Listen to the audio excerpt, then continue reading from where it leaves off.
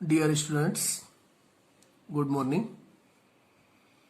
Today I shall teach you about the poem My Heaven.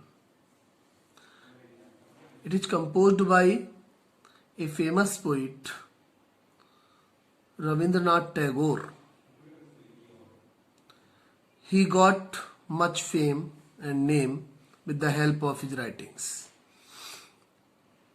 देखिए, इनका जन्म 1861 में और डेथ 1941 में हुई। इस पोएम में पोइट रविन्द्रनाथ टैगोर ने स्वतंत्रता से पूर्व ये कल्पना की है कि हमारा देश कैसा हो। उन्होंने अपनी इस अभिव्यक्ति को, हमारा ये जो टाइटल यहां दिखाई दे रहा है माई हेवन, इसके माध्यम से डिस्क्लोज किया है, प्रकट किया है। माई हेवन एक यूनिक पोएम रही है इनकी, जो कि गीतांजलि फेमस कलेक्शन है इनका, उससे लिया गया है। गीतांजलि नाम का जो कलेक्शन है उससे इस पोएम को एक्सट्रैक्ट किया गया है। जैसा कि हम जानते हैं कि 1941 में इनका शरीर शांत हुआ, डेथ हुई, और जबकि हमारा देश जो है वो 1947 में फ्रीडम प्राप्त की। उनका प्रेम देश के प्रति, देशवासियों के प्रति और अपने देश की संस्कृति के प्रति प्रकट होता है।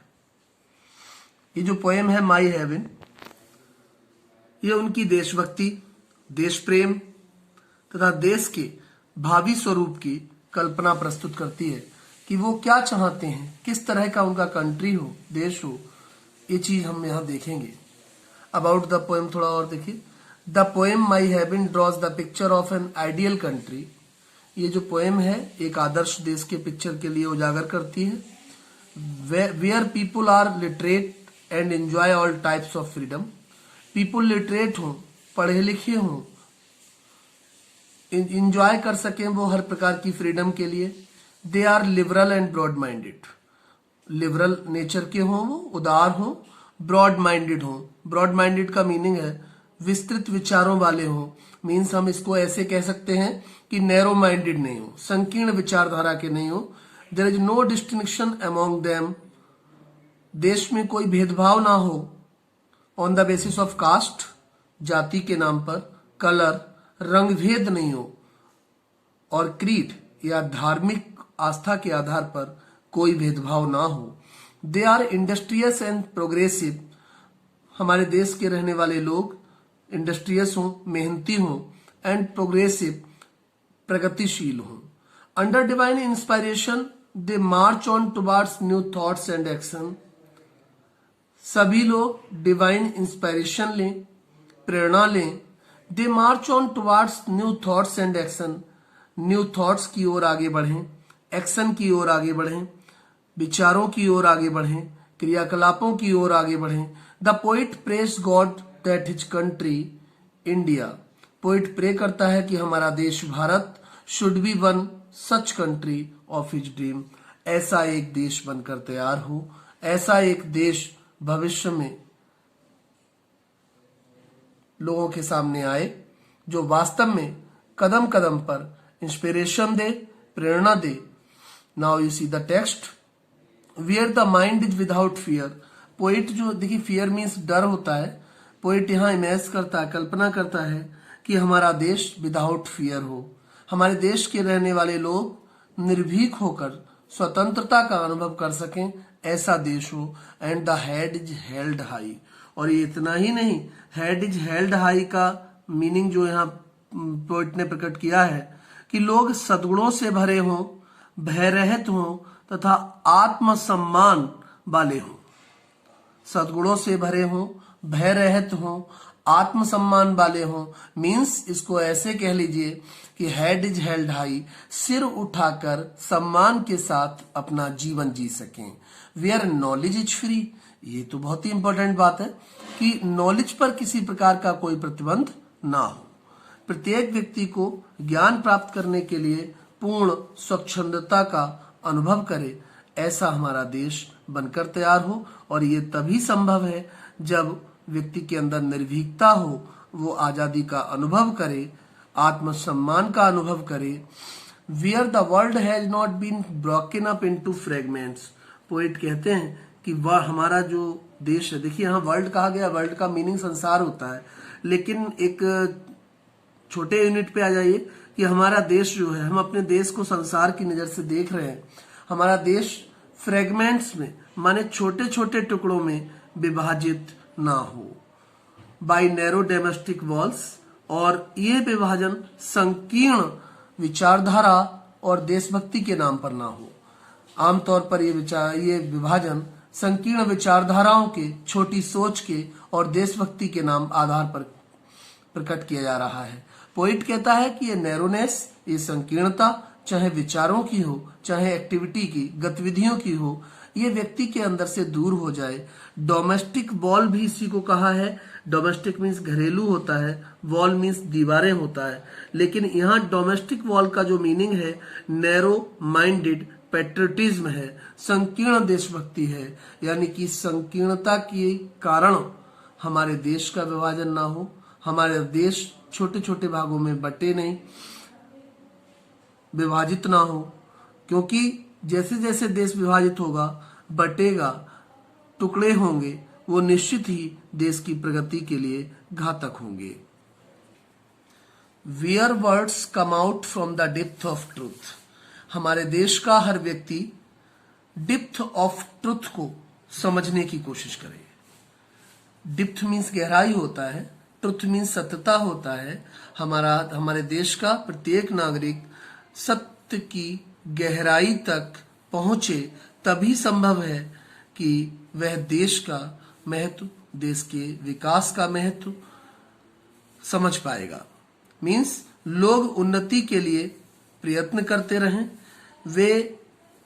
Where tireless striving stretches its arms towards perfection, वे थोड़ी सी उन्नति से संतुष्ट नहीं होते हैं हो तब तक प्रयत्न करते रहें, जब तक वे दक्ष ना हो जाएं, मीन्स पूरी तरह परफेक्शन प्राप्त नहीं कर लें।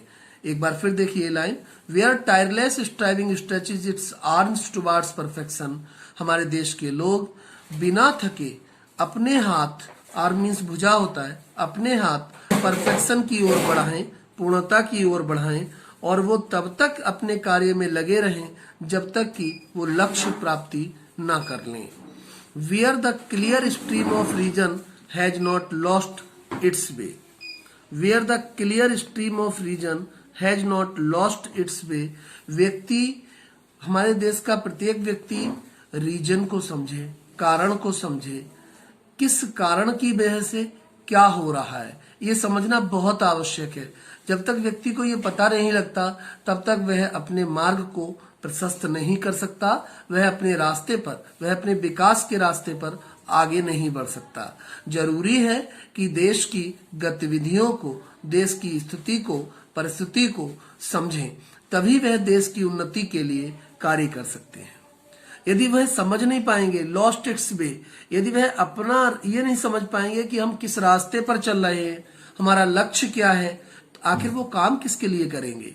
जरूरी है देश को समझना, समाज को समझना, और इसका प्रारंभ मैं तो ये कहूंगा कि एक परिवार से हो रहा है। परिवार है, समाज है, देश है, संसार है।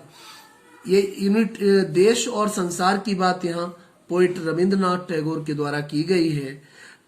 Into the dreary desert and sand of dead habit, into the dreary desert, यहाँ पोइट ने कहा है कि conservation which makes people unprogressive, उन गतिविधियों को, ड्रेरी डिजर्ट, वैसे तो ड्रेरी डिजर्ट घोर मरुस्थल होता है, लेकिन यहाँ इसके माध्यम से ये कहना चाहा है पोइट ने कि जो अप्रगतिशील बनाने वाली गतिविधियां हैं, हमारे देश को जो उन्नति के रास्ते को अवरोध करने वाली जो गतिविधियां हैं, रोकने वाली जो गतिविधियां हैं, निश्चित ही उनको समझना होगा, तभी देश का विकास संभव है। और ये जब देश का विकास होगा तो स्वाभाविक है कि समाज का विकास होगा, व्यक्ति का विकास होगा और व्यक्ति के व्यक्तिगत अपने परिवार का भी विकास होगा। यानी कि इस लाइन में ये बताया है कि जो बाधाएं हैं, जो रुकावट हैं, जो रेस्ट्रिक्शन हैं, उनको समझना बहुत आवश्यक है।